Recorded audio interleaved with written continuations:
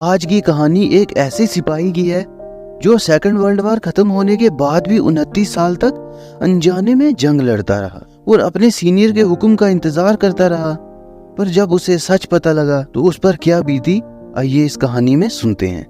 ये कहानी शुरू होती है दूसरे वर्ल्ड वॉर के वक्त। Hero Onoda Japanese imperial army का एक सिपाही जो आगे चल के इंटेलिजेंस ऑफिसर बना। वर्ल्ड वॉर से पहले उनकी स्पेशल ट्रेनिंग हुई, हार्श कंडीशंस में कैसे सरवाइव करना है सिखाया गया। पर आगे चल के अपनी जिंदगी में हीरो ओनोडा को जो कुछ देखना था उसके लिए तो कोई भी ट्रेनिंग कम पड़ जाए। खैर वो दिन आ गया और 26 दिसंबर 1944 को हीरो ओनोडा और उसकी टीम को फिलीपींस के ल्यूबांग आइलैंड पर अमेरिकन सेना से लड़ने के लिए उतारा गया और उनसे कहा गया कि तुम ना तो सरेंडर करोगे और ना ही सुसाइड, और जितना हो सके दुश्मन सेना को जान माल का नुकसान पहुंचाओगे। हम जंग खत्म होने पर तुम्हें लेने आएंगे, हो सके तो 5 दिन बाद और हो सकता है 5 साल भी लग जाएं। पर तुम्हें याद रखना है कि तुम्हें सिर्फ जंग लड़नी है, और याद रहे ना ही सरेंडर और ना ही सुसाइड। उन्हें ल्यूबांग आइलैंड के एक जंगल में उतारा गया और वहां पहले से रहने वाली जापानीज आर्मी की एक टोली के साथ वो जाकर मिल गए। और जैसी उम्मीद थी अमेरिकन आर्मी ने कुछ दिन बाद उन पर धावा बोल दिया और यहाँ भी जंग शुरू हो गई। अमेरिकन आर्मी से लड़ते लड़ते जापान की आर्मी कमजोर पड़ने लगी, इसलिए वो 4-4 सिपाहियों की टोली में बट गए और जंगल के अंदर चले गए। हीरो ओनोडा भी अपने 3 और साथियों के साथ जंगल के अंदर चला गया। अब से वो अमेरिकन आर्मी पर छुप के हमला करते और उनसे खाने पीने का सामान और हथियार लूट लेते। पर इसके बाद आया इस दुनिया और जापान के इतिहास का सबसे काला दिन। अमेरिका ने जापान के 2 बड़े शहर हिरोशिमा और नागासाकी पर एटम बम गिराए, जिससे दोनों शहर बर्बाद हो गए। 5 लाख से ज्यादा लोग मारे गए और जापान अपने घुटनों पर आ गया।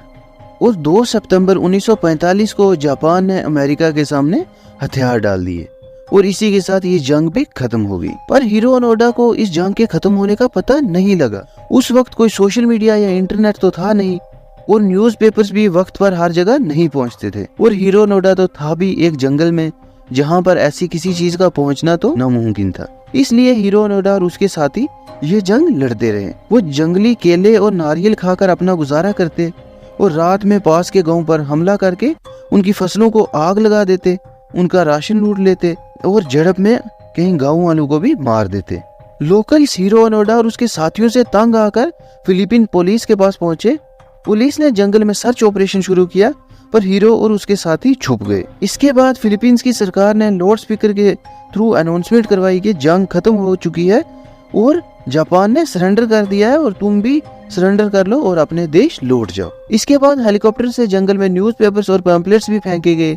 हीरो ओनोडा ने ये सब पढ़े पर उसे ये कोई दुश्मन की चाल लग रही थी, इसलिए उसने सरेंडर नहीं किया। वो ये बात मानने को तैयार ही नहीं था कि जापान भी ये जंग हार सकता है। उसने अपनी जंग जारी रखी। उसकी कई बार फिलीपींस पुलिस के साथ भी झड़प हुई जिसमें उसके एक साथी के पैर में गोली लगी, पर हीरो ने उसका इलाज खुद किया। उसके पांव से गोली निकाली, वो सिपाही भी ठीक हो गया। पर आगे होने वाली एक और झड़प में वो सिपाही मारा गया। हीरो के एक साथी को लगा कि शायद जंग सच में खत्म हो गई है, इसलिए उसने जाकर सरेंडर कर दिया और वापस जापान लौट गया। साल 1959 में हीरो के भाई ने कुछ लेटर्स जंगल में फेंकवाए, पर हीरो को इस बार भी यकीन नहीं आया। उसे इस बार भी लग रहा था कि ये दुश्मन सेना की कोई चाल है, इसलिए वो फिर से बाहर नहीं आया। दरअसल हीरो जिस जंगल में छुपा हुआ था उसके पास ही आर्मी का एक बेस था जहाँ से धमाकों की आवाजें आती रहती थी, इसलिए भी वो सोचता था कि जंग अभी खत्म नहीं हुई। उसे गाँव वालों ने भी कहा कि जापान हार गया है ये जंग। वो इस बात पर भी यकीन नहीं कर पा रहा था कि कोई ऐसा भी हथियार है जिससे पूरे का पूरा शहर तबाह हो जाए। अब वो जंगल में बिल्कुल अकेला बच गया था। कई सालों से वही एक ही आर्मी यूनिफॉर्म पहनी थी और जंगली केले और नारियल खाकर गुजारा चल रहा था। और वो इसी इंतजार में था कि शायद कोई जापानीज ऑफिशियल आए और उसे यहाँ से ले जाए या फिर उसे जंग का क्या हुआ उसके बारे में बताए। इधर जापान अब जंग में मिली हार से उभर रहा था और साइंस और टेक्नोलॉजी की दुनिया में तरक्की कर रहा था। जब हीरो ओनोडा न्यूज में आया तो उसकी कहानी जापान में भी बहुत मशहूर हुई। वो इतना ज्यादा फेमस हो गया था कि अब कई जापानीज लोगों का यही मकसद था कि उन्हें हीरो ओनोडा को फिलीपीन से ढूंढकर वापस जापान लाना है। और इन्हीं में से एक था जापानीज टूरिस्ट लोरियो सुजुकी। सुजुकी के जिंदगी में 3 मिशन थे। पहला येती को ढूंढना, दूसरा पांडा को देखना और तीसरा हीरो ओनोडा से मिलना। सुजुकी सबसे पहले हीरो से मिलने ल्यूबांग आइलैंड पहुंचा और खुशकिस्मती से वो हीरो ओनोडा तक जंगल में पहुंच भी गया। हीरो ने उसे दबोच लिया और उसके गले पर चाकू रख के पूछा कि तुम कौन हो। जिसके बाद सुजुकी ने बहुत सारे न्यूज़पेपर्स और मैगजीन्स हीरो ओनोडा को दिखाई और फाइनली हीरो ओनोडा ने मान लिया कि जापान ये जंग हार चुका है। पर हीरो अभी भी सरेंडर करने को तैयार नहीं था।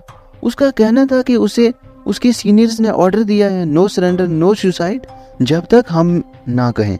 इसलिए जब तक कोई सीनियर आर्मी ऑफिशियल आकर मुझे सरेंडर करने को नहीं बोलेगा मैं सरेंडर नहीं करूंगा। सुजुकी फौरन वापस जापान पहुंचा और 1945 के वक्त के आर्मी ऑफिशियल्स को ढूंढने लगा। उसे जल्दी ही एक रिटायर्ड आर्मी ऑफिसर मेजर तानागुची मिल गए जो अब एक बुक शॉप चलाते थे। सुजुकी ने मेजर तानागुची को सारा किस्सा सुनाया, जिसके बाद वो सुजुकी के साथ फिलीपींस जाने को तैयार हो गए। कुछ दिन बाद सुजुकी और मेजर तानागुची फिलीपींस पहुंचे और फाइनली हीरो ओनोडा ने उनके ऑर्डर पर सरेंडर किया। पर सरेंडर करने से पहले वो रोने लगा और कहने लगा कि मैं रोज अपनी राइफल को चमकाता, किस चीज के लिए? मैं अपने आप को कोसता हूँ। 30 साल तक सोचता रहा कि मैं अपने देश के लिए कुछ कर रहा हूँ, पर अब पता लगा कि मैं तो बस कुछ लोगों के लिए परेशानी का सबब बना हुआ था, खास करके उन लोगों के लिए जो इस जंगल के पास बसते हैं। इसके बाद आखिरकार 9 मार्च 1974 को 30 साल बाद हीरो ओनोडा ने फिलीपींस के उस वक्त के प्रेसिडेंट मार्कोस के सामने सरेंडर किया। हीरो ने इन 30 सालों में लगभग 30 फिलीपींस लोगों को मारा था, पर फिलीपींस की सरकार ने उसे माफ कर दिया और कहा कि ये सब तो हीरो से अनजाने में हो गया, वो तो बस अपने देश के लिए लड़ रहा था। हीरो को उसकी वो समुराई तलवार भी लौटाई गई जो उसने सरेंडर करते वक्त दी थी। इसके अलावा उसके पास एक राइफल, कुछ राउंड गोलियां और हैंड ग्रेनेड्स भी थे। इसके बाद आखिरकार 30 साल बाद हीरो जापान लौटा। जब वो यहाँ से गया था तो वो 21 साल का एक लड़का था और आज उसकी उम्र थी 51 साल। जापान में वो एक सेंसेशन बन चुका था। उसका एक हीरो की तरह स्वागत हुआ। जापानी सरकार ने उसे इन 30 साल की पूरी तनख्वाह दी और ढेरों इनाम भी। बहुत सारी संस्थाओं ने भी उसे इनाम दिए। हीरो ने इस पैसे का एक बहुत बड़ा हिस्सा ल्यूबांग आइलैंड के उस गांव को दान किया जिनको उसकी वजह से बहुत कुछ झेलना पड़ा था। उसके पास पैसा तो बहुत हो गया था, पर वो इस बदले हुए जापान में घुटन महसूस कर रहा था। इसलिए वो ब्राजील चला गया और वहाँ की एक जापानीज कम्युनिटी के साथ रहने लगा। वहाँ उसने एक जापानीज लड़की से शादी भी कर ली जो उसे बदले हुए जापान के तौर तरीके सिखाती। यहाँ हीरो ओनोडा ने एक बुक भी लिखी नो सरेंडर जो बेस्ट सेलर भी बनी। पर इसके बाद उसने जापान में हुआ एक हादसा सुना जहाँ एक बच्चे ने अपने पिता पर चाकू से वार किया। हीरो फिर से जापान लौटा और वहां जाकर बच्चों को सहनशीलता और सर्वाइवल टेक्निक सिखाने लगा। साल 1996 में वो फिर से ल्यूबांग आइलैंड के उस गांव पहुंचा और वहां के लोगों से माफी मांगी। इसके बाद वो जापान में ही रहा और 17 जनवरी 2014 को उसकी मौत हो गई। और इसी के साथ एक ऐसे सिपाही की कहानी खत्म हो गई जिसने अपने सीनियर्स के एक ऑर्डर पर अपनी जिंदगी के 30 साल बर्बाद कर दिए। तो ये थी हीरो ओनोडा की कहानी। कैसी लगी कमेंट करके ज़रूर बताएं और ऐसे ही वीडियोस के लिए सब्सक्राइब करें हमारा चैनल।